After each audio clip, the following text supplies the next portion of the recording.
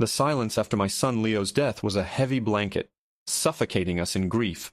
But it was the quiet truth he left behind that would soon shatter our family and reveal the real monsters. The silence in the house was the loudest thing I'd ever heard. It had been 3 weeks since we buried my son, Leo, and the quiet was a physical presence, a heavy blanket smothering every room. It seeped into the floorboards, clung to the curtains, and settled in the empty space at the dinner table. Leo was 17. He was supposed to be agonizing over college applications, not lying in a polished mahogany box 6 feet under the damp earth. A drunk driver had stolen his future in the split second it took to cross the center line. My husband Mark and I were just adrift, two ghosts haunting the halls of a life that no longer felt like ours. The funeral was a blur of black suits, sympathetic murmurs, and casseroles we never ate. Friends and neighbors came. Leo's entire high school robotics team came, their faces pale and lost. Mark's family flew in from 3 states away, but there was an entire pew, right at the front, that remained conspicuously empty. The pew reserved for my family, my parents and my younger sister Chloe. They didn't come, not a single one of them.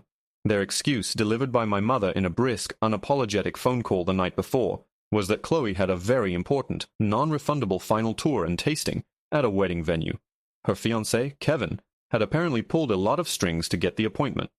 "You know how these places are, honey," my mother had said, her voice devoid of any real emotion. "You lose your deposit if you cancel. It's a $5,000 deposit. Chloe would be devastated." I remember just holding the phone to my ear, unable to form a word. A $5,000 deposit versus burying her only nephew, her grandson. The math didn't add up in any universe I wanted to live in. I think I just whispered, "Okay," and hung up. On the day of the funeral, as I stood by the graveside, the rain mixing with the tears on my face, all I could picture was them, my mother, my father, my sister, clinking champagne glasses and sampling miniature quiches, discussing floral arrangements while my son was being lowered into the ground. The image was so grotesque, so monstrous, that it burned itself onto the back of my eyelids. Leo was my world. He was this brilliant, funny, slightly awkward kid with a mind that moved 1,000,000 miles an hour. He could build a computer from spare parts by the time he was 12, and was already coding his own video games. He'd just gotten his early acceptance letter to MIT, his dream. We were so proud it felt like my heart would burst. He had this trust fund, too. It was a significant amount, around $850,000. It came from a settlement after a medical malpractice incident when he was a baby. A doctor's mistake left him with a slight, permanent limp. But the money was meant to be for him, for his future, his education, his first house, his own family someday. It was Leo's money, earned through his pain. We never touched it, just managed it for him, watching it grow. A nest egg for a future that would never arrive. In the weeks after the funeral, my family's silence was as profound as the silence in my house. A few texts from my mom asking if I was feeling any better yet, as if grief were a common cold. Chloe sent a single text with a picture of her engagement ring sparkling in front of the rustic barn-style venue they'd booked. The caption read, "We got it. So excited. Hope you're doing okay. XOXO." I wanted to throw my phone through a wall. Mark had to take it from me, his own eyes filled with a quiet, simmering rage that mirrored my own. We were just trying to survive, hour by hour.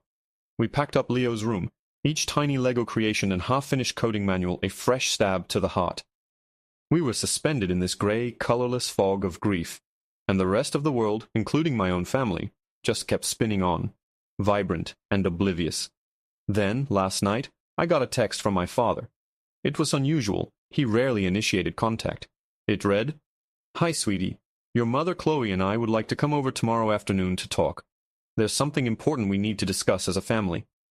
A cold dread trickled down my spine. It felt ominous, formal.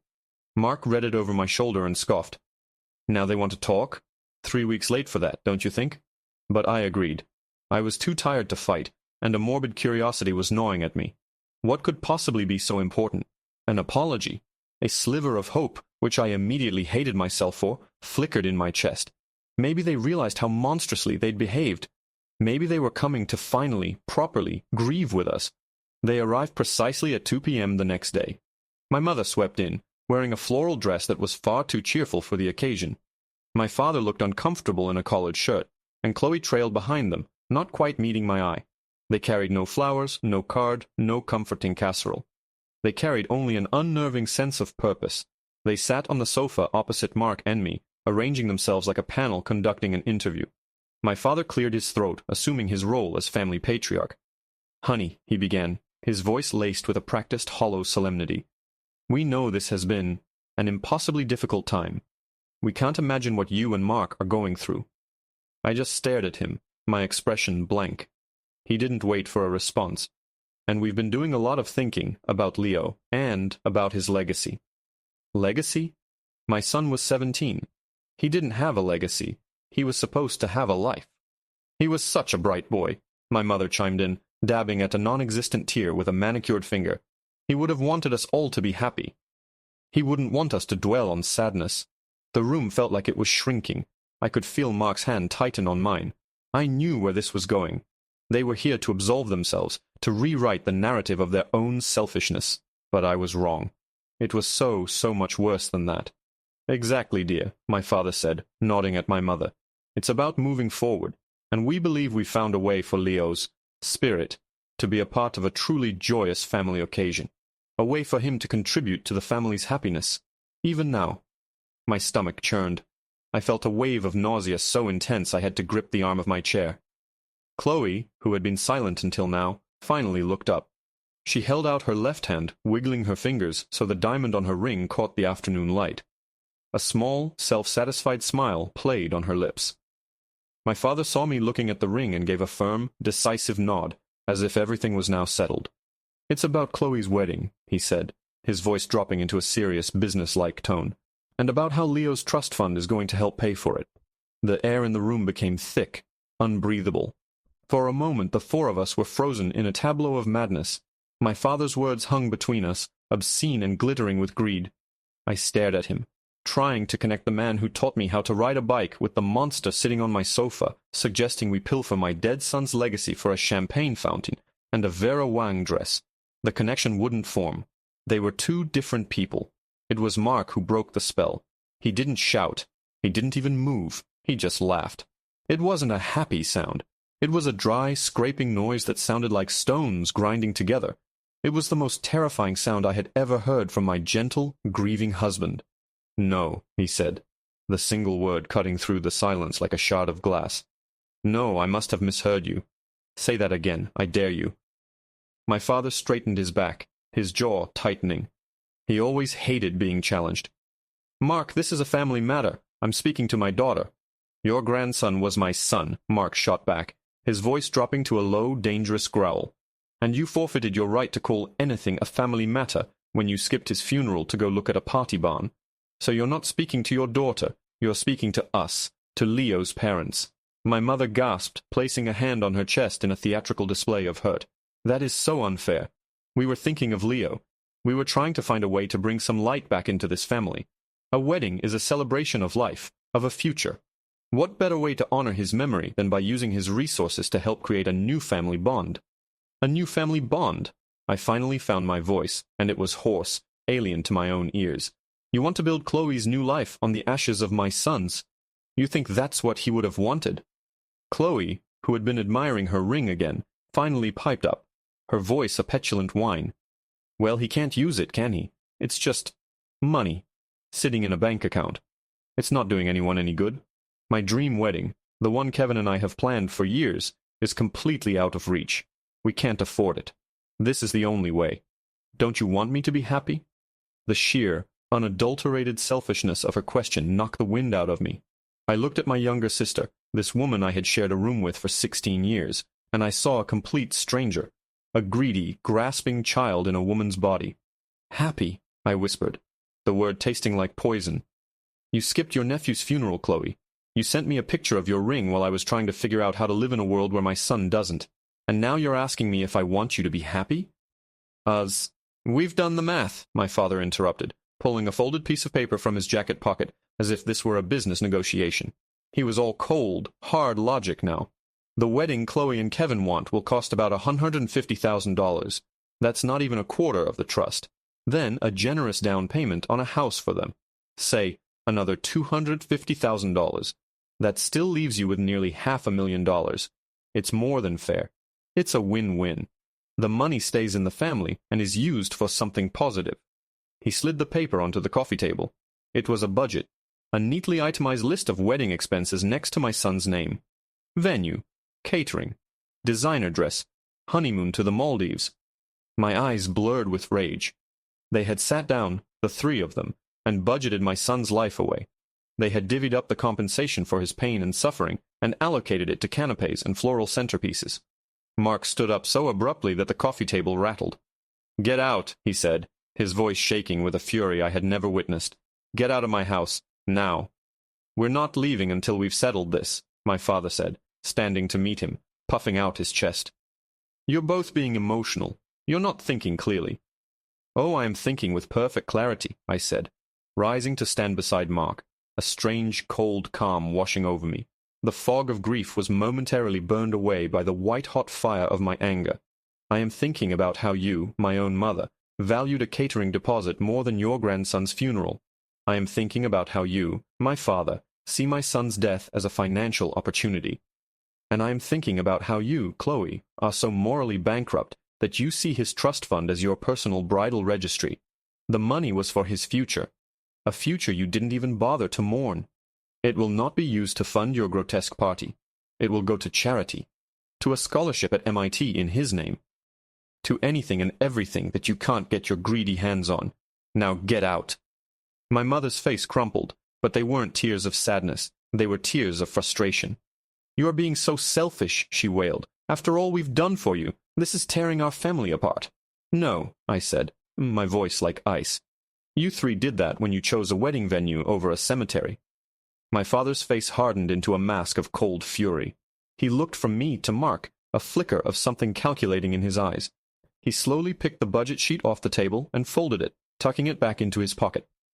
"We were afraid you would be irrational," he said, his tone shifting, becoming chillingly calm. "Grief can cloud a person's judgment. It can make them difficult. That's why we took a precaution," my mother added, sniffing and wiping her eye with the back of her hand. Her tears had vanished as quickly as they appeared.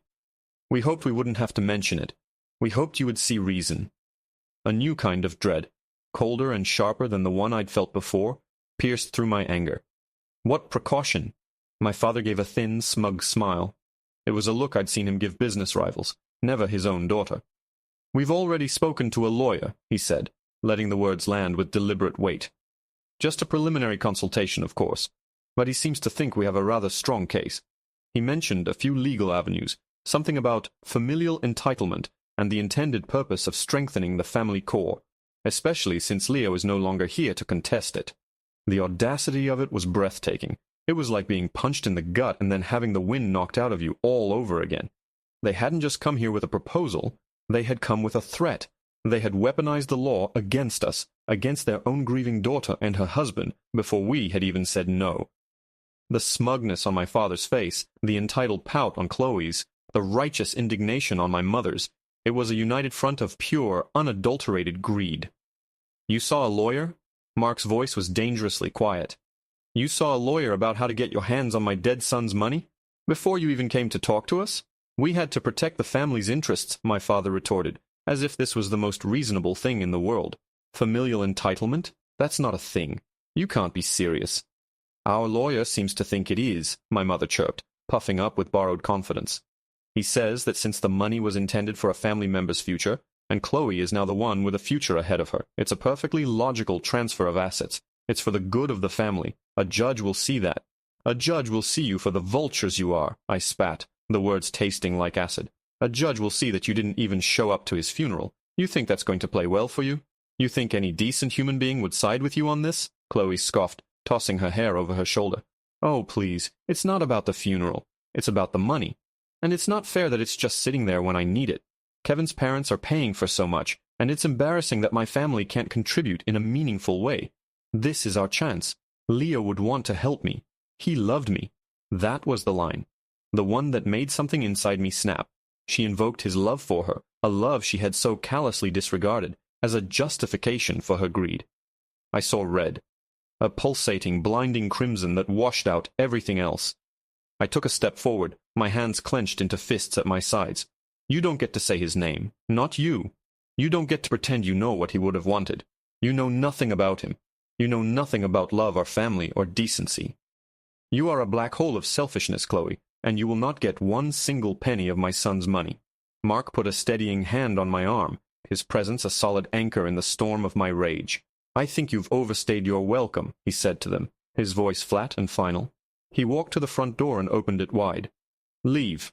For a moment nobody moved. My father looked genuinely shocked that his authority was being so thoroughly dismissed. My mother's mouth opened and closed like a fish, searching for a new line of attack. But it was Chloe who threw the final grenade. She stood up, her face twisted into a mask of pure spite. "Fine," she hissed. "Be that way. Be miserable and selfish and hoard all that money for yourselves. But you'll hear from our lawyer. And when I win, I'm going to throw the biggest, most extravagant wedding this family has ever seen. And you two won't be invited." With that, she stormed out, my mother scurrying after her like a lady-in-waiting. My father paused at the doorway. He looked at me, and for a fleeting second, I saw a flicker of something in his eyes. Was it shame? Doubt? But it was gone as quickly as it came, replaced by a cold, hard resolve. "You're making a terrible mistake, Sarah," he said. "This will destroy what's left of our family, and it will be your fault."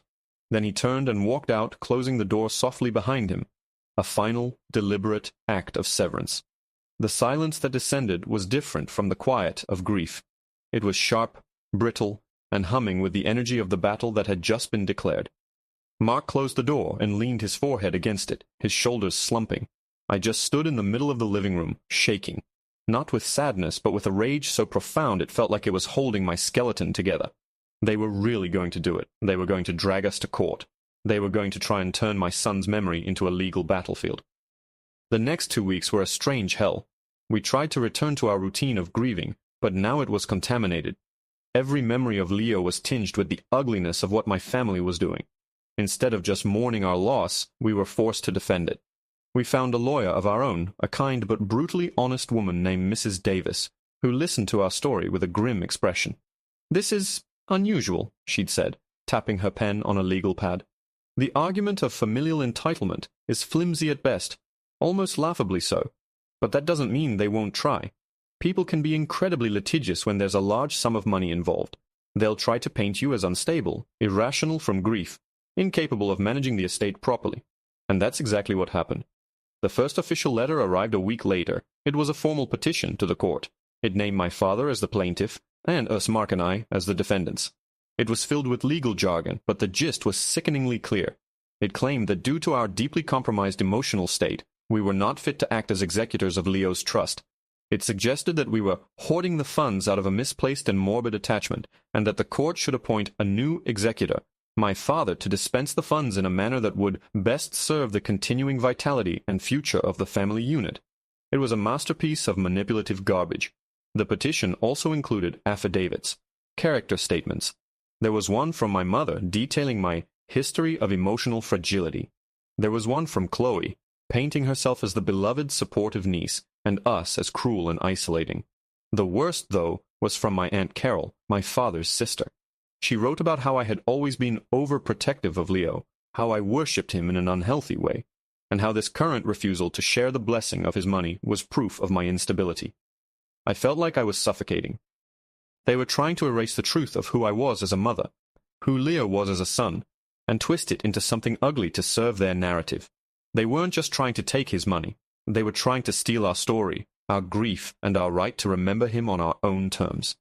Mrs. Davis told us the first step would be a mediation session, a court-mandated attempt to resolve this before it went to a full-blown hearing. "It's unlikely to work, given their position," she warned, "but we have to go through the motions. Be prepared. They will try to manipulate you." The day of the mediation arrived gray and drizzling, a perfect match for my mood. We met in a sterile conference room in a downtown office building. My family was already there, seated on one side of a long mahogany table, with their lawyer, a slick-looking man with a predatory smile. My father gave us a stiff, formal nod. My mother refused to look at me. Chloe was busy texting, a smug little smirk on her face. The mediator, a calm-looking woman in her 60s, laid out the ground rules, her voice a soothing drone in the tense room. Then she turned to my father's lawyer and said, "Mr. Albright, would you like to begin?" Mr. Albright stood up, clasped his hands behind his back, and began to speak. He didn't talk about the law. He didn't talk about statutes or precedents. He talked about Chloe. He painted a picture of a vibrant young woman on the cusp of a beautiful life, a life that Leo, in his infinite generosity, would have surely wanted to support. He made it sound like we were denying a dying wish.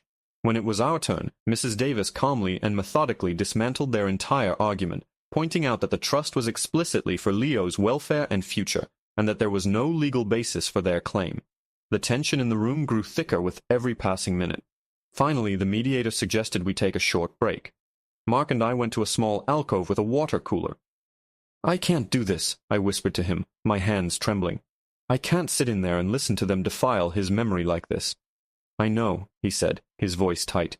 "Just a little longer. We just have to hold on." When we returned to the room, something had shifted. My father's lawyer, Mr. Albright, was smiling. It was a triumphant, knowing smile. "My clients," he announced to the mediator, "are willing to be extremely generous to put this unfortunate matter to rest. They are willing to let Mark and Sarah keep a significant portion of the trust, say $200,000, for their troubles. The rest will of course be transferred to a new trust managed by my client, Mr. Thompson, for the benefit of his daughter's future." Mrs. Davis just raised an eyebrow. "That's not a negotiation. That's a demand for the majority of the estate. The answer is no." Mr. Albright's smile didn't falter. "I'd advise your clients to reconsider," he said smoothly. He slid a crisp, white envelope across the table toward us. "Because if we can't come to an agreement today, this is our next filing with the court. Perhaps this will help them see reason." My hand shook as I reached for the envelope. It wasn't from a law office. The return address was from a well-known and notoriously aggressive local news station. I tore it open. Inside wasn't a legal document. It was a single sheet of paper. At the top, in bold letters, it read, "Press release for immediate distribution." Beneath it was a headline that made the blood freeze in my veins. "Grieving parents deny dying nephew's final wish to fund cousin's wedding." The words on the page swam before my eyes. Dying nephew's final wish. They had fabricated a lie of such monstrous proportions that it defied all reason. They had taken Leo, my brilliant, vibrant son, and twisted him into a character in their pathetic, greedy play. He wasn't a dying nephew. He was a teenager with his whole life ahead of him, stolen in an instant. There was no final wish. His final moments were likely filled with terror and confusion, not thoughts of his cousin's wedding registry. "What is this?" I whispered, my voice barely audible. I slid the paper across to Mark. His face went pale, then hardened into a granite mask of fury as he read the headline. "This is a lie," Mark said, his voice low and steady, each word a block of ice. He looked directly at my father. "This is a disgusting, despicable lie. Leo never said anything of the sort." Mr. Albright, their lawyer, just steepled his fingers, radiating smug satisfaction. "Can you prove that?" he asked, a silken challenge in his tone. "My clients, Chloe in particular, will testify that in the weeks leading up to his tragic accident, Leo spoke often of his excitement for her wedding. He expressed his desire to contribute, to help her have the day of her dreams. It's their word, the word of a loving, close-knit family against yours. And frankly, given your delicate emotional state, who do you think a judge, or the public, is more likely to believe?" The threat was clear. They weren't just going to fight us in court. They were going to crucify us in the court of public opinion. They were going to paint us as the villains, the cruel, grieving parents who were so lost in our own sorrow that we would deny a dead boy's final wish. They would use our pain against us, twisting it into a narrative of instability and selfishness. My family, the people who were supposed to be my rock, were holding a match to my world and threatening to burn it all down if I didn't give them what they wanted. "You would do that?" I asked, my gaze fixed on my mother. For the first time, she met my eyes. There was no warmth, no sympathy, only a cold, hard glint of determination. "You would go to the newspapers and lie about your own grandson." "We are trying to honor him, Sarah," she said, her voice dripping with a sickening false piety. "We are trying to bring something good from this tragedy. You are the one standing in the way of that. This is your choice. You can let Leo's legacy be one of joy and family unity, or you can force us to do this." The mediator, who had been watching this exchange with a deepening frown, cleared her throat. "Mr. Albright," she said, her calm demeanor finally cracking, "this is highly unorthodox. Using the threat of media involvement is coercive." "It's not a threat," Mr. Albright countered smoothly. "It's a reality. My clients feel passionately that Leo's wishes should be known. If his parents won't honor them, perhaps community pressure will help them see the light. We have a reporter on standby, a very sympathetic young woman who is quite moved by Chloe's story. Chloe preened, dabbing at a dry eye. It was a performance, and they had all rehearsed their parts. I felt trapped. Every direction I looked, they had built a wall. They had anticipated our every move, our every moral objection, and had a counter-attack ready. Their lack of shame was their greatest weapon. Mrs. Davis, our lawyer, leaned toward me and Mark. "Don't let them rattle you," she whispered. "This is a scare tactic. It's ugly, but it's a sign of a weak legal case. They know they can't win on merits, so they're resorting to blackmail." But it felt like more than a tactic. It felt like a declaration of total war. A war where they were willing to use my son's memory as ammunition. I imagined the headlines, the online comments from strangers who would only know the story they were fed. I pictured neighbors looking at us with pity and suspicion. It was a nightmare. "So what is your answer?" my father's voice boomed, breaking through my thoughts. He was leaning forward, his eyes narrowed. "Do we settle this here and now, like a civilized family? Or do we proceed down this other path? The choice is yours." I looked at Mark. His jaw was clenched so tight a muscle jumped in his cheek. I saw the same war raging in his eyes that was in my heart. The instinct to protect our son's memory, to fight these lies with every fiber of our being, versus the soul-crushing exhaustion of it all. Did we have the strength to fight a public battle while also drowning in our own private grief? I took a deep breath, the sterile air of the conference room feeling thin and useless. "No," I said, my voice shaking but clear. "The answer is still no. We will not be blackmailed. We will not give you a single dollar. Do whatever you want. Lie to whomever will listen. We will fight you." A flicker of surprise crossed my father's face. He hadn't expected this. He had expected us to crumble. Chloe let out an indignant huff. Mr. Albright's smile tightened at the edges. "A pity," he said. "You've made your choice." The mediation ended right there. There was nothing more to say. We walked out of that building into the drizzling rain, feeling like we had just survived a bomb blast. The fight wasn't over. It had just begun. True to their word, the story broke 2 days later. It was on the website of the local news station first. Then it was picked up by others. The headline was exactly as they'd written it. The article was a masterpiece of emotional manipulation, filled with quotes from a heartbroken Chloe about her adored cousin Leo and his dying wish. It painted a picture of her as the grieving family member trying to create joy from tragedy, and us as the cold, unfeeling parents, too consumed by their grief to honor their own son. They even used a smiling picture of Chloe and Leo from a family Christmas 5 years ago, making them look like the closest of friends. The fallout was immediate. Mark's phone and mine started buzzing with notifications. Friends, confused, texting things like, "Hey, saw this story. Is this true?" Or, "What's going on? Call me." The comment section of the article was a cesspool. Strangers from all over the country were weighing in, calling us monsters, greedy, selfish ghouls. "Let that poor girl have her wedding," one wrote. "They're probably just trying to keep the money for themselves," said another. Each comment was a fresh stab of pain. My family went on a full media blitz. Chloe and my mother even agreed to an on-camera interview with the sympathetic young reporter. They sat on a couch, holding hands, my mother dabbing her eyes with a tissue, while Chloe spoke in a trembling voice about how much she missed Leo and how this was all for him. It was Emmy-worthy. We were besieged. We stopped answering the phone. We drew the curtains and tried to shut out the world, but it felt like the world was determined to break down our door. Mrs. Davis advised us not to make any public statements. "It just adds fuel to the fire," she said. "We fight this in the courtroom, not on the evening news." But the pressure was immense. It was affecting Mark's work.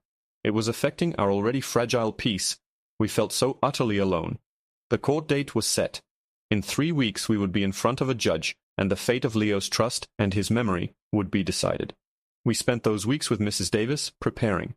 We gathered evidence of my family's actual relationship with Leo, phone records showing their lack of contact, school records showing they never once attended a parent-teacher conference or a robotics meet. We prepared our own financial statements to prove we didn't need the money. It was a grim, soul-destroying process, reducing my son's life to a series of exhibits designed to prove he wasn't a prop in their play. The night before the court date, I couldn't sleep. I found myself in Leo's room, sitting on the edge of his bed, the silence screaming at me. I was terrified. What if the judge believed them? What if their lies were more compelling than our truth? The thought of my father getting his hands on that money, of Chloe throwing her blood money wedding, was more than I could bear. I felt a wave of despair wash over me. Maybe we should have just given it to them to make it all stop. As I sat there, my eyes fell on Leo's laptop sitting closed on his desk. He was always on that thing, coding, gaming, talking to his friends. On a whim, I picked it up. His password was easy, the name of the main character from his favorite sci-fi novel. The screen blinked to life, showing his desktop. It was cluttered with icons for coding programs and game launchers, and one folder, right in the middle, labeled simply Projects. My heart ached. These were the things he was working on, the pieces of his future. I clicked it open, not sure what I was looking for. Inside were dozens of subfolders. One was labeled MIT app, another game dev, and then I saw it. A folder I hadn't noticed before, tucked at the bottom. The title made my breath catch in my throat. It was dated just 2 days before the accident. The folder was labeled Aunt Carol. My fingers trembled as I hovered the cursor over the folder. Aunt Carol. Why would Leo have a folder named after my Aunt Carol, my father's sister? The one who had written that venomous affidavit calling me an overprotective and unhealthy mother. She lived halfway across the country. Leo saw her maybe once a year at holidays, and their interactions were always brief and stilted. She wasn't the type of aunt who remembered your birthday, let alone had deep conversations with her teenage nephew. A knot of dread and curiosity tightened in my stomach. I clicked it open.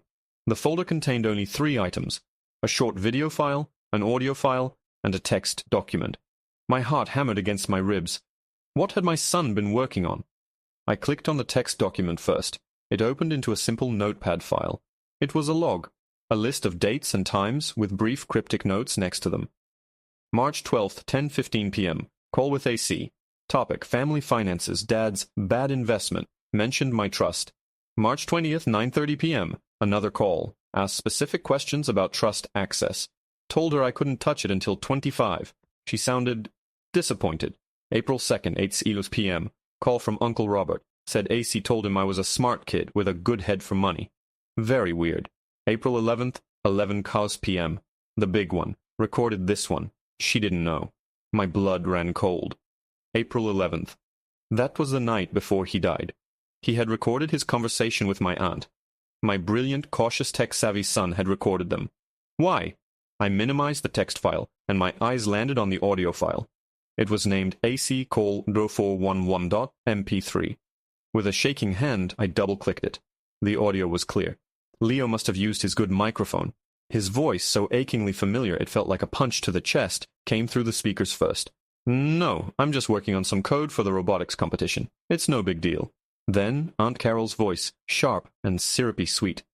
Oh, it is a big deal, sweetie. You're just like your grandfather, so brilliant. You know, he would be so proud of you. So proud. There was a pause. Listen, Leo, the reason I'm calling. I know this is an awkward conversation, but your Uncle Robert and I were talking. We're a little worried about your dad. My dad? Leo sounded confused. You mean my grandpa? No, your father. My brother, she said quickly. He's made some very poor business decisions lately. That new venture of his, the one he poured all his savings into? It's a complete bust. He's lost everything, Leo. The house is mortgaged to the hilt. They're facing foreclosure. I felt the room tilt. My father had lost everything. He was the rock of the family, the successful businessman who always looked down on Mark's steady but modest teacher's salary. He had always projected an image of immense wealth and success. Leo's voice was hesitant. I didn't know. My mom and dad haven't said anything. Of course not. Carol's laugh was brittle. He's too proud to admit it, especially to your mother. But it's bad, honey. Really bad. And that's why I was thinking about you and your nest egg. The air left my lungs. There it was. My trust fund? Leo asked, his voice suddenly wary. Exactly, Carol cooed. It's such a blessing, isn't it?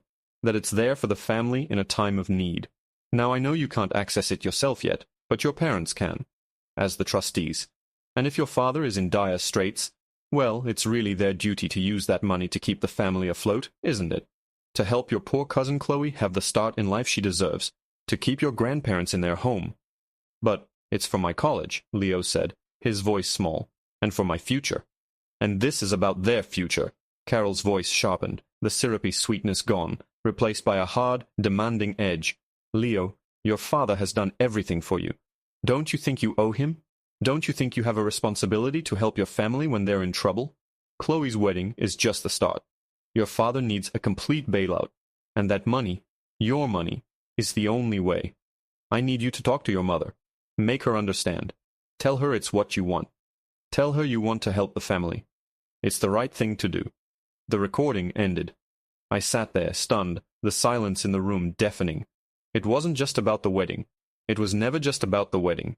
The wedding was the cover story, the emotionally manipulative angle they could sell to the world.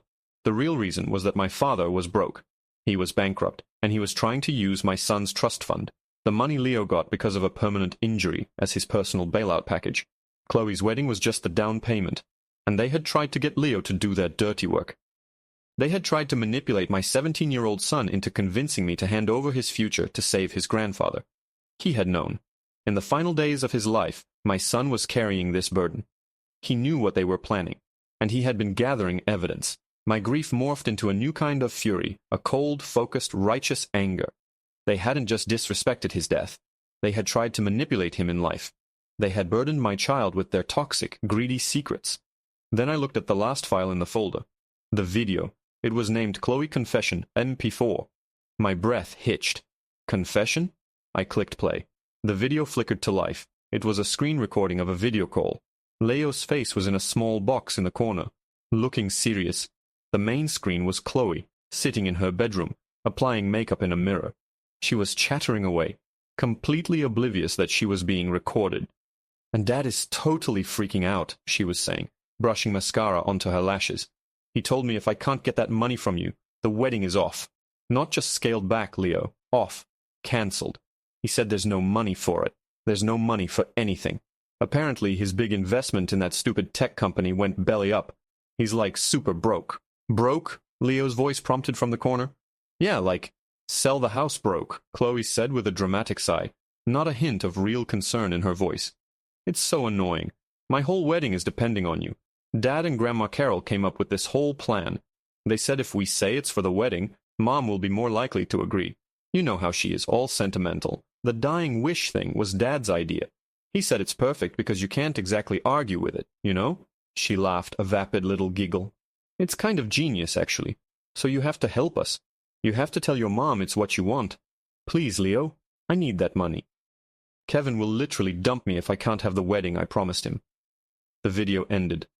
I felt nothing, just a vast cold emptiness where my shock and anger had been.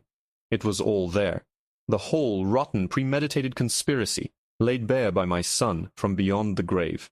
He had known, he had seen their greed for what it was, and he had protected himself. He had protected us, my brilliant boy. He had left us the weapons we needed for the war we didn't even know was coming. Mark found me a few minutes later, still sitting in the dark, the laptop screen glowing in front of me. He saw my face and knelt beside me. Sarah? What is it? What's wrong? I couldn't speak. I just turned the laptop toward him and clicked play on the audio file of Aunt Carol. He listened, his face growing darker with every word. Then I played him Chloe's Confession. When it was over, he didn't speak for a long time. He just put his head in his hands. When he looked up, his eyes were burning with a fire I had never seen before. They're not just going to lose, he said, his voice a low, chilling promise. They are going to be destroyed. The next morning we walked into the courthouse. My family was already there, huddled with their lawyer, Mr. Albright. They looked confident, smug. Chloe gave me a triumphant little smirk. My father looked at me with cold disappointment, as if I were a failed business deal. They had no idea what was coming. They thought they were holding all the cards. They didn't know that my son had dealt us a royal flush from his grave. When the judge called our case, Mr. Albright launched into his opening statement, a soaring, saccharine speech about family and love and a young boy's final, generous wish. I watched the judge's face. She was listening intently, her expression neutral but compassionate. I could see her being swayed by the story. My family was playing their part perfectly. My mother had a tissue ready. Chloe looked forlorn. Then it was Mrs. Davis's turn. She stood up, calm and composed. Your Honor, she said, her voice ringing with clarity, the plaintiffs have presented you with a very moving work of fiction. We, however, have the truth, and we have it in the victim's own words. She looked at me and nodded. I took a deep breath, stood up, and walked toward the witness stand. But I wasn't going there to testify. In my hand I held a small, unassuming flash drive. Mr. Albright jumped to his feet. "Objection. What is this? We haven't seen this evidence." "It's new evidence, Your Honor," Mrs. Davis said smoothly. "Discovered only last night, and I believe it will render this entire proceeding moot." She turned to the court clerk. "We would like to play for the court audio file, A.C. Cole, Do Forward, MP3. The courtroom, which had been humming with a low murmur, fell utterly silent. The judge looked from Mrs. Davis to the bewildered Mr. Albright, her expression now sharp with curiosity. "New evidence," she repeated. "Discovered last night? That is highly irregular, Mrs. Davis." "These are highly irregular circumstances, Your Honor," Mrs. Davis replied, her tone unwavering. "The evidence is from a laptop belonging to the deceased, Leo Miller. It was only accessed by his mother for the first time last night. We believe its contents will demonstrate that this entire lawsuit is predicated on fraud and malicious intent." Mr. Albright was sputtering. "Your Honor, this is an ambush. We have no idea what is on that drive. It could be anything. It could be fabricated. The files are time-stamped, Mr. Albright. The metadata is intact," Mrs. Davis countered coolly. "If you wish to challenge their authenticity, we can certainly arrange for a forensic analysis, though I suspect that will only delay the inevitable embarrassment for your clients." I could see the panic beginning to dawn on my family's faces. My father's smug confidence was gone, replaced by a pasty, worried pallor. My mother was fidgeting with her purse, her eyes wide. Chloe had stopped looking at her phone and was staring at the flash drive in my hand as if it were a venomous snake. They knew. They must have suspected what Leo had done. The judge leaned forward, her eyes fixed on Mrs. Davis. "I'll allow it," she said, her voice firm. "But this had better be relevant." "It is the only thing that is relevant, Your Honor," Mrs. Davis said. She took the flash drive from me, and the clerk helped her plug it into the courtroom's audio-visual system. The sound of a mouse clicking echoed unnaturally in the silent room, and then Leo's voice filled the space. "No, I'm just working on some code for the robotics competition. It's no big deal." A collective gasp went through the gallery. Hearing my son's voice so clear and alive in this sterile, hostile environment was a shock to the system. I clutched Mark's hand, my knuckles white. Across the room I saw my mother flinch as if she'd been struck. Then came Aunt Carol's voice, oozing false concern. The entire courtroom listened, rapt, as the conversation unfolded. As Carol revealed my father's financial ruin, I watched him sink lower in his chair, his face turning a blotchy red. When she began to pressure Leo, telling him it was his duty to bail out the family, to give up his future for theirs, a low murmur of disgust rippled through the spectators. Mr. Albright stood frozen, his mouth slightly agape, the color draining from his face. He was listening to his own case being systematically dismantled by a dead 17-year-old boy. When the audio file finished, the silence was thick with condemnation. The judge stared at my father and Aunt Carol, who was sitting in the gallery, with an expression of utter contempt. She didn't say a word. She just looked at Mrs. Davis and gave a single, sharp nod. "And now, Your Honor, Mrs." Davis announced, her voice ringing with the finality of a death knell. "We would like to play the video file, ChloeConfession.mp4. If the audio had been a bomb, the video was the apocalypse." Chloe's face appeared on the large screen meant for displaying evidence, her features clear and uncensored. Her casual, vapid voice filled the courtroom as she blithely admitted to the entire conspiracy. "My whole wedding is depending on you. Dad and Grandma Carol came up with this whole plan. The dying wish thing was Dad's idea. He said it's perfect because you can't exactly argue with it, you know." Her little laugh, the one that had sounded so thoughtless and cruel on the laptop, was monstrous in the solemnity of the courtroom. It echoed off the wood-paneled walls, a chilling testament to her complete lack of morality. When she uttered the final, damning line, "Kevin will literally dump me if I can't have the wedding I promised him," a woman in the jury box actually gasped out loud. The video ended. The screen went black. No one moved. No one spoke. The truth, in all its ugly, undeniable clarity, had sucked all the air out of the room. Chloe was staring at her own frozen image on the screen, her face a mask of horror and disbelief. My father had his head in his hands. My mother was openly weeping, but they were not tears of grief. They were tears of utter humiliation. The judge removed her glasses and rubbed the bridge of her nose. She looked at my family, and her voice, when she finally spoke, was so cold it could have frozen fire. "Mr. Thompson," she said, addressing my father. "Miss Thompson," she said to Chloe. "And you, Mr. Albright. I have been on this bench for 22 years. In that time I have seen a great deal of human folly and greed. But I can say, without reservation, that this is the most despicable, manipulative, and morally bankrupt abuse of the legal system I have ever had the misfortune to witness." She stood up, her black robes making her seem like an avenging angel. "You have preyed upon the grief of your own family. You have slandered them in the media, and you have desecrated the memory of a young boy for your own pathetic financial gain. This lawsuit is dismissed, with extreme prejudice." She slammed her gavel down, the sound cracking like a gunshot. "And that is just the beginning." She wasn't finished. She ordered my father and Chloe to pay all our legal fees. She sanctioned Mr. Albright for filing a frivolous and malicious lawsuit, and announced she was filing a formal complaint against him with the State Bar Association, a move that would likely end his career. And then she looked directly at my father and Chloe. "Furthermore," she boomed, her voice filled with righteous fury, "I am holding you both in contempt of court for committing perjury in your sworn affidavits. And I am referring this entire matter to the district attorney's office for an investigation into potential charges of fraud." Pandemonium erupted. Reporters in the back scrambled for the doors. A bailiff moved to stand behind my father and Chloe, who both looked like they were about to collapse. My family was ruined, not just financially, but publicly, legally, and completely. In the span of 15 minutes, my son had reached out from his grave and delivered a justice so swift and so absolute it left me breathless. We were surrounded by reporters as we left the courthouse, but Mark just held me close and we pushed through, saying nothing.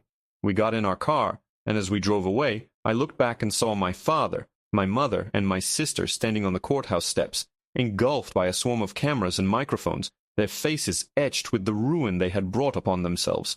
That night, for the first time in months, I slept. It wasn't a perfect sleep, but it was a sleep free from the terror of the impending fight. We had won. Leo had won. His memory was safe. The next morning I woke up to the smell of coffee and the sound of birds outside the window. It felt like the world had color again. Mark was in the kitchen, and he gave me a small, tired smile. The news was everywhere, on every channel. Family's fraudulent lawsuit exposed by deceased teens' secret recordings. They were pariahs. I felt a sense of relief so profound it was dizzying. But as the days turned into a week, a new, unsettling feeling began to creep in. The legal battle was over, but the war had left scars. My phone, which had been silent for weeks, began to ring again. But it wasn't friends or reporters. The first call came from an unknown number. When I answered, there was silence for a moment, and then a shaky, tear-filled voice whispered my name. It was my mother. "Sarah," she sobbed, "please, you have to help us.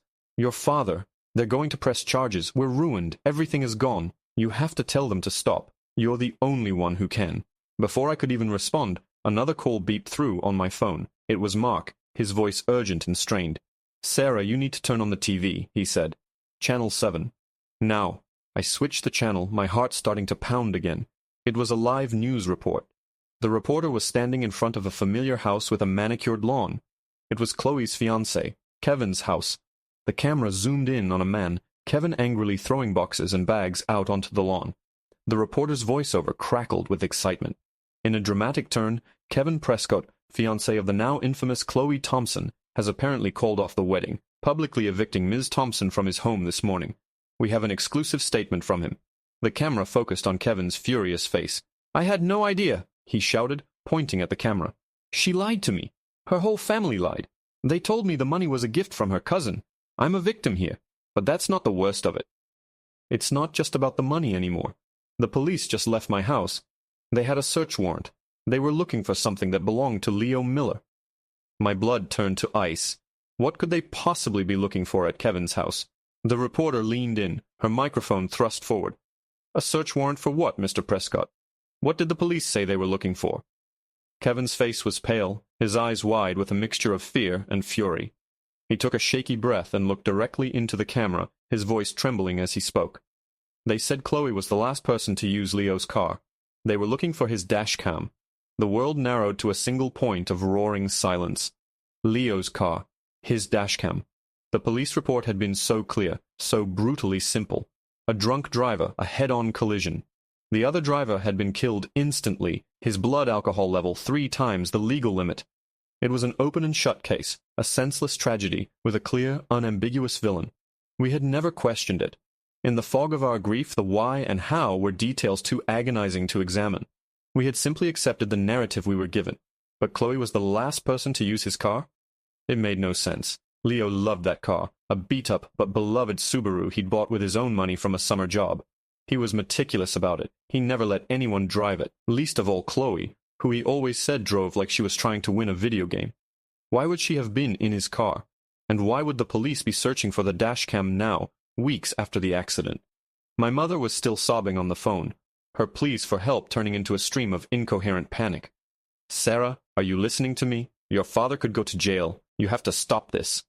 "Mom," I interrupted, my voice flat and distant. "Was Chloe with Leo the night of the accident?" A sudden, sharp silence on the other end of the line.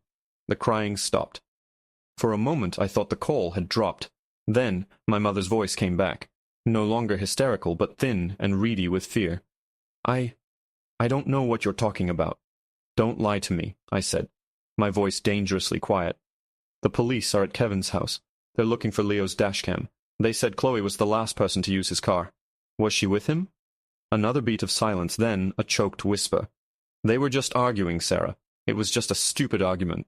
Everything inside me went cold and still. Mark rushed into the room, his face ashen. He had heard. He grabbed the remote and turned up the volume on the TV. The reporter was pressing Kevin for more details. "Mr. Prescott, can you elaborate? Why would they think the dashcam was at your house?" "Because she took it," Kevin shouted, his composure completely gone. He was pointing wildly at the pile of Chloe's belongings on his lawn. "After the crash, she came back to my place in a panic.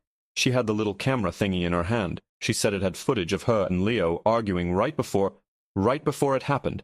She was crying, saying it would make her look bad, that people would blame her for upsetting him. She said she had to get rid of it. I didn't know what to do. I told her to give it to the police, but she wouldn't. She hid it somewhere in my garage. I swear I didn't know how bad it was." My knees gave out. I sank onto the sofa, the phone slipping from my numb fingers and clattering to the floor. An argument. Chloe was with my son, in his car, and they were arguing right before he was killed. And she had taken the evidence. She had stolen a piece of my son's final moments and hidden it to protect herself. The obstruction of justice, the tampering with evidence, it was so much worse than fraud. The next few hours were a surreal blur. Mrs. Davis called, her voice grim. The police had found the dashcam, tucked inside a box of old Christmas decorations in Kevin's garage. They were reviewing the footage. She advised us not to speak to anyone, especially not my family. "This is a criminal investigation now, Sarah," she had warned. "A very serious one." The story exploded. It was no longer a local news item about a sordid family squabble over money. It was a potential homicide investigation. The narrative of the drunk driver was suddenly in question. Had something else happened? Had the argument contributed to the crash? The public, who had so recently condemned us, now turned their full, righteous fury on Chloe. The internet comment sections became a vitriolic mob calling for her head. Late that afternoon, 2 detectives came to our house. They were kind, somber men who handled us with a gentleness that felt both comforting and terrifying. They sat at our dining room table, the same table where Leo should have been eating dinner.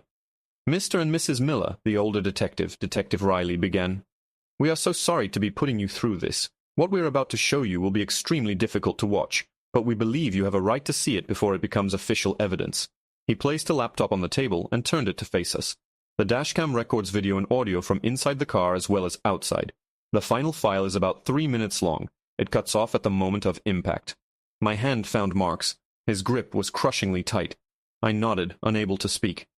Riley pressed play. The video was shaky, the view out the windshield showing a dark, rain-slicked road. Streetlights flashed by. And then I heard them. Their voices. "Just give it back to me, Chloe." It was Leo, his voice tight with frustration. He sounded so young. "Not until you promise." Chloe's voice shrill and demanding. "Promise you'll talk to Mom. It's not a big deal, Leo. It's just money. Dad needs it." "It's my money. For my future," he shot back. "The future you don't seem to care about. All you care about is your stupid, overpriced wedding." "It's not stupid," she shrieked. The interior camera view showed her in the passenger seat, her face twisted in a furious pout. She was holding something in her hand. His phone. "You're blackmailing me," Leo yelled. "Give me back my phone. Promise me." "No. Pull over, Chloe. I want you out of my car. Get out." Fine, she screamed. And then she did something that would haunt my nightmares for the rest of my life. She reached over and grabbed the steering wheel, yanking it hard to the right. The car swerved violently. The camera lurched, showing the dark, wet shoulder of the road. Leo screamed, a sound of pure terror. "Chloe, what are you doing?" He was fighting to regain control, his hand struggling against hers on the wheel. "I'm not kidding, Leo," she was yelling, her face a mask of insane rage. "You're going to ruin everything. Just promise me." They were wrestling for the wheel. The car was fishtailing wildly on the wet pavement. Through the windshield I could see headlights, a single pair of headlights, far away, in the correct lane, and then another pair, much closer, swerving directly toward them. It was the drunk driver, but he wasn't the cause. He was reacting. He was swerving to avoid hitting them as they careened across the center line. "Let go!" Leo screamed, his final word a cry of desperation. The camera showed his face for a split second, his eyes wide with a terror that will be burned into my memory forever. Then, the oncoming headlights filled the entire windshield, a blinding white light, a sound of screeching tires, the horrifying crunch of metal on metal. And then, blackness. The file ended. I didn't realize I was screaming until Mark was holding me, his own body racked with silent, shuddering sobs. The detectives sat quietly, their faces grim, letting the horror of what we had just seen wash over us. My sister hadn't just argued with my son. She hadn't just distracted him. She had assaulted him while he was driving. She had grabbed the wheel, causing him to lose control of the car and swerve into oncoming traffic. She didn't just contribute to his death. She caused it. The drunk driver wasn't a villain who had crossed the center line. He was a victim, just like my son, who had been in the wrong place at the wrong time when my sister decided her desire for a lavish wedding was more important than human life. Detective Riley finally spoke, his voice gentle but firm. "The district attorney has seen the footage. A warrant has been issued for your sister's arrest." My phone, still lying on the floor, began to ring again. I could see the caller ID. It was my father. He must have heard. He must have known they were coming for her. The rage inside me was a physical thing, a roaring inferno that consumed every last ounce of grief and sorrow. It was a rage so pure and so absolute that it brought with it a chilling clarity. My mother's pleas, my father's impending call, they meant nothing. They were the architects of this. Their greed, their pride, their monstrous selfishness had put Chloe in that car and put those thoughts in her head. They were all responsible. Detective Riley's phone buzzed. He looked at it, then looked at us. "They have her," he said quietly. "They just took her into custody at her parents' house." The fight for Leo's money was over. The fight for his memory was over. But as I sat there, the echo of my son's final, terrified scream ringing in my ears, I knew a new fight was just beginning. And I would not rest until I saw every single one of them pay for what they had done. I picked up my father's call, my hand steady. His frantic, pleading voice came through the speaker. "Sarah, please, you have to listen to me. It was an accident. She didn't mean it. You can't let them do this to your sister." I let him ramble, let him sob, let him beg. When he finally paused to take a breath, I spoke, my voice devoid of all emotion. "She is not my sister," I said. "And I'm not going to stop them. I'm going to help them." Then I hung up and made a call of my own. To the district attorney's office. I was no longer just a grieving mother. I was the key witness in the prosecution of my own family, and I had one more piece of evidence they hadn't found yet, the text log on Leo's computer. The one that proved this was all premeditated, a conspiracy that started weeks before that fatal night. I was going to make sure they knew everything. The trial felt like an out-of-body experience. I sat in the front row of the courtroom every single day, a silent stone sentinel. Mark was beside me, his presence a solid, unwavering anchor in the swirling vortex of legal proceedings and public spectacle. Across the aisle my parents sat, shrunken and gray. They looked like strangers, hollowed-out shells of the people I once knew. They refused to meet my eyes, focusing instead on the defense table where Chloe sat, her face a carefully constructed mask of victimhood. Her defense was as audacious as her crimes. Her lawyers argued that it was a tragic accident, a case of sibling horseplay gone horribly wrong. They painted Leo as a reckless teenage driver, and Chloe as the distraught, loving cousin who was simply trying to get his attention. They tried to use my affidavit from the trust fund case against me, twisting my words about being an overprotective mother to suggest I was an unreliable narrator, blinded by grief and looking for someone to blame. But they couldn't argue with the dashcam. Every time they played it, the courtroom would fall into a horrified silence. The footage was the undeniable truth, a 3-minute record of my sister's fatal selfishness. Leo's final, terrified scream would echo in the room, and I would watch the jury, see them flinch, see their faces harden. My son was testifying from his grave, and his voice was more powerful than any lie Chloe's expensive lawyers could spin. The text log from Leo's computer became Exhibit B. It laid out the timeline of their conspiracy with cold, digital precision. It showed the calculated pressure campaign they had waged against my son, starting with Aunt Carol and escalating. It proved that Chloe's presence in the car that night wasn't a coincidence. It was the desperate, final act of a scheme that had been weeks in the making. The prosecution used it to establish a clear pattern of coercion and malicious intent. When I took the stand, the prosecutor simply had me recount the day my family came to my house to demand the trust fund. I told the jury about their threats, about the fake press release, about their complete lack of remorse. Then he asked me about my son. He asked me to describe the boy they had all tried to portray as either a reckless teenager or a financial instrument. I spoke for an hour. I told them about his kindness, his brilliant mind, his slightly crooked smile. I told them about his robotics team, his dream of going to MIT, the way he would sit for hours explaining complex coding problems to me with infinite patience. I didn't cry. My voice was steady, filled with a love so fierce and a rage so cold that it seemed to command the room. I was not just a grieving mother. I was Leo's voice, his advocate, his final line of defense. I made sure that before the jury decided his killer's fate, they knew exactly who and what they had all destroyed. My parents were called as witnesses for the defense. It was a disaster for them. Under cross-examination, my father's carefully constructed image of a concerned patriarch crumbled. The prosecutor dismantled him piece by piece, using his own bank records to show his financial ruin and Aunt Carol's recorded words to prove the bailout scheme. When confronted with the evidence, he became flustered and angry, his arrogance turning to pathetic, blubbering self-pity. My mother's testimony was even more damning. She tried to stick to the script, repeating how it was all a terrible misunderstanding, but when the prosecutor played Chloe's confession video and asked my mother if she was aware of the plan to use a fake, dying wish to manipulate me, she broke down. Her sobs were not of a grieving grandmother, but of a co-conspirator who had been caught. The verdict came after only 4 hours of deliberation. I knew the moment the jury filed back in. Their faces were grim, their eyes fixed on Chloe. She was found guilty, not of manslaughter, as her defense had hoped, but of second-degree murder. The jury agreed that by physically assaulting the driver of a moving vehicle, she had acted with a depraved indifference to human life.